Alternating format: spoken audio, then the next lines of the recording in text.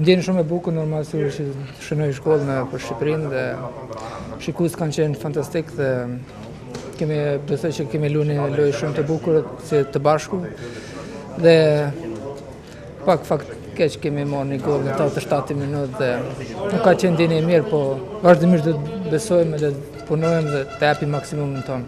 Fatkeqësisht futbolli nuk është si boksi që fitohet me pika në fund. Besoj që ndeshjen e kemi fituar ashtu, po duhet nuk e kemi realizuar deri në fund. Kemi marrë një gol që fatkeqësisht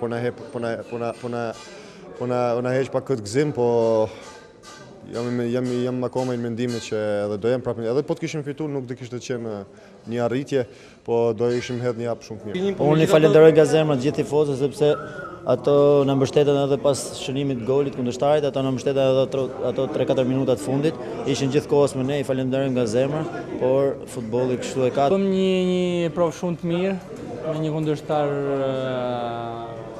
shumë i mirë dhe lujtëm barabartë. Tani vetëm duhet shohim përpara.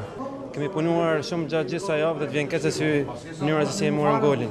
Gjithsesi nuk është se kemi humbur ndonjë gjë të madhe, them sepse nuk ishte ndonjë ndeshje e shkëlqyer nga ana jonë apo edhe nga ana norvegjeze siç e fituam. Them se barazimi ishte i drejtë, por të vjen keq mënyra se si humb lojën.